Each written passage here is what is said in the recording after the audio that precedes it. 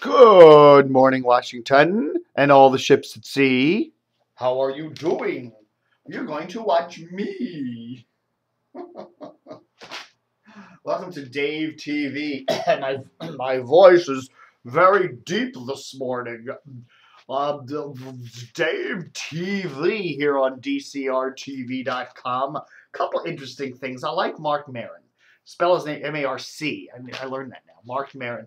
He's a podcast. He's a comedian guy. He has a podcast. You probably knew, whatever. But he has a show on IFC. I hate how they say that. IFC called Marc Maron, I guess is what it's called. I don't know.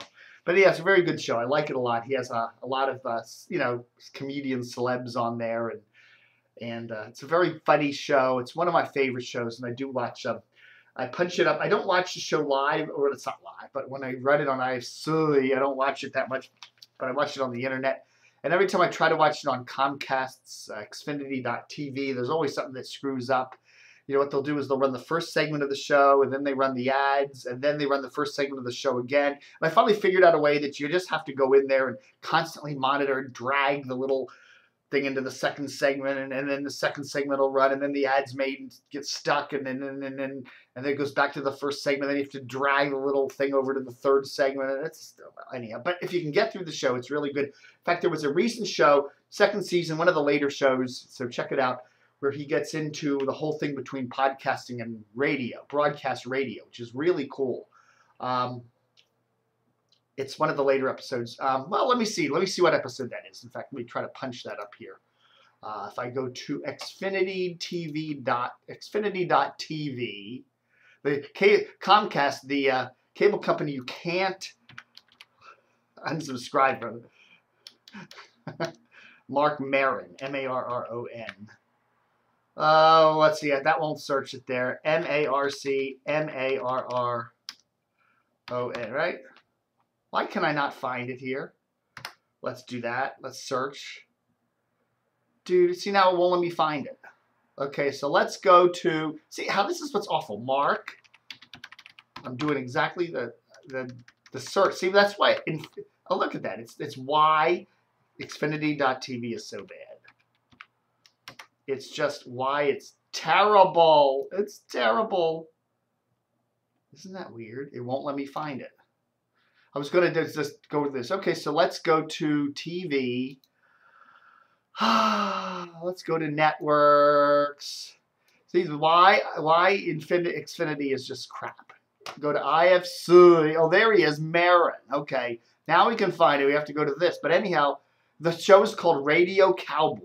Marc's appearance on a radio show, morning radio show, triggers a callous remark about the medium being dead and that podcasting is the wave of the future. Later, he meets an overlooked radio genius and develops a new appreciation for certain details. Now it gets into the current thinking of all what we're doing here is because of Don and Mike and all that, you know, and how both radio greats have turned to podcasting. Mike O'Mara has a podcast, Don has a podcast, and how they're all doing it. And anyhow, check it out. It's called Radio Cowboy. It's episode 10 of season 2.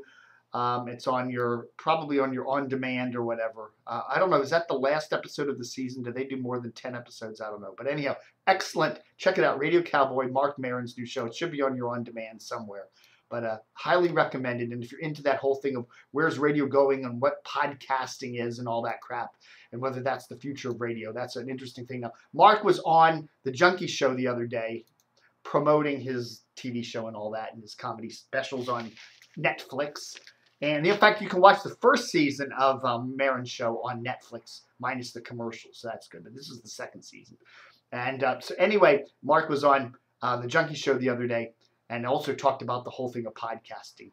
And he said, you know, I think he was talking against what Don Geronimo was doing, where you immediately put stuff behind the paywall. You know, Don does everything's behind the paywall except for a best of kind of show that he puts together, a little taste of the show. But everything's behind the paywall. What Marc does is he puts all the recent stuff free. And it's like the 50 latest podcasts are free. And then anything older than 50 or whatever gets behind a paywall. So everything current you can listen to, which seems to be a better idea. So that's cool. But I like Marc Maron a lot. I don't know, man. I just, at the Washington Post, the paper is dry, dull, gray, long-winded. I mean, you look at, there's so many articles that are too long. You look in the business section on Sundays, there's just these long, boring articles that go for thousands and thousands of words. It's a dull paper. It's boring. It's, the design is it's old. It looks like mid-1990s. It's dry. Anyhow, and this reliable source column is just always, the stale section here, this reliable source column has just always been awful. It's just terrible. Senate snack time. What are senators snacking on? It's like, who cares? It's like, well, we don't have anything to fill the paper up. But you do an article on what snacks certain senators, the freezer,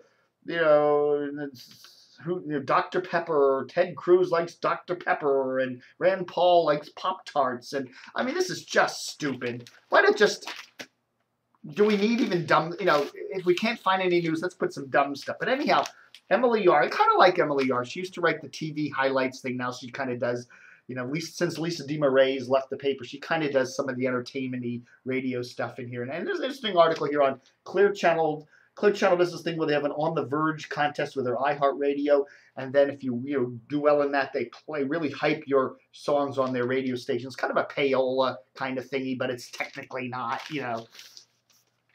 But the one thing that's missing. Okay, Emily does this article. It's a good article, but there's one thing missing. She mentions Clear Channel. She doesn't say the fact that Clear Channel owns 5 radio stations in the Washington market. I mean, yeah, okay, they own MZQ, they own Hot 99.5, they own Big, they own DC 101 and Wash. But, why didn't they mention that in here? People are saying, okay, she's talking about Clear Channel and their thing, but there's no mention in here that they own a bunch of stations in Washington. They own 850 stations around the country. But, I mean, it just seems like, why not locally link it? I mean, again, it's increasingly the Washington Post is becoming not a local paper. I don't know, man. It's just weird. It's just, I mean, I read this paper and I just like, I'm not a whiz-bang journal person, but I just find problems. The whole paper is just full of problems. Gray, dull, I mean, the only thing good in the only thing I really like in the stale section is Hank Stuver. I mean, he's the only thing I like. And then he doesn't even write a column on TV. It's just excerpts from his Thursday Q&A on the Washington Post. They stick that in as a Friday TV column kind of thing. And it's kind of like, haphazard crap. And I realize they're probably running poor old Hank to death with all this, movie reviews and TV stuff. But it's just like they need more of, I don't know, it's just the paper's dull and bland and it's kind of like haphazardly thrown together. And it's like, yuck. Ugh. Look at the food section today. The whole friggin' front page is a picture of, I don't know, some yellow glop. It's like, I don't know, man. It's dull. It's boring. So whatever. Washington radio ratings. Oh, we got some ratings out. Again, the only thing I'm noticing really interesting in these first week of July numbers, the only thing I'm really noticing interesting is how WPRS Praise 104.1 has become a solid top 10 performer now. They're in the top. They're 6th place. Solidly. And, so that's interesting. 104.1, that, commercial gospel format, they seem to be really in there. And the other thing I'm noticing is MZQ seem to recovering quite well. They took a dive over the spring, and their mornings still, they're recovering with Boomer, Boxer, whatever is Booby, what's his name? The morning guy, that guy from Nashville. Anyhow, he seems to be doing a little bit better, 16th place, but still, they still have a way to go on that. DC 101, 13th place. That's not good. MAL, 13th place. PGC but dropped back out of the top 10. Poor old CBS. Poor old CBS radio. They have like 5 major FMers in this market, and in many weeks, none of them are in the top 10. I mean, that looks bad. Steve Swenson's been here 3 years, and they still can't get at least one of their stations reliably in the top 10. PGC and Fresh occasionally pop in there and then pop back out again. But I don't know. I guess it's, it's all about the money and not the ratings. So what the hell? What does it matter? WRQX, again, they're still hurting after Jack Diamond's departure a year ago. But, they're 18th place, 23rd place in the morning. So they still need a lot of work there. It's amazing to me they haven't just blown the format up. But that's cumulus. ineptitude. WNEW 22nd place. They seem to now be settling in the upper 20s. Okay, so that's a little better than they were a year ago, or in the mid 20s. So, but you know, what the heck? I don't know. What do I know about radio, man? All right, folks, hitting the 10-minute mark. Thanks for watching Dave TV for the 16th of July. You know what? I'm finding a whole lot of really cool crap on YouTube. You know, YouTube, a lot of people think it's just got short little clips and videos and stuff.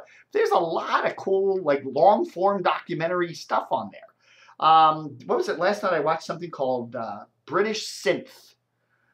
It was a BBC documentary, 90 minutes long, about the whole rise of synth music in England, from Kraftwerk and Depeche Mode and all the bands that came up out of that, Ultravox, John Fox, Human League, The New Order, the whole thing.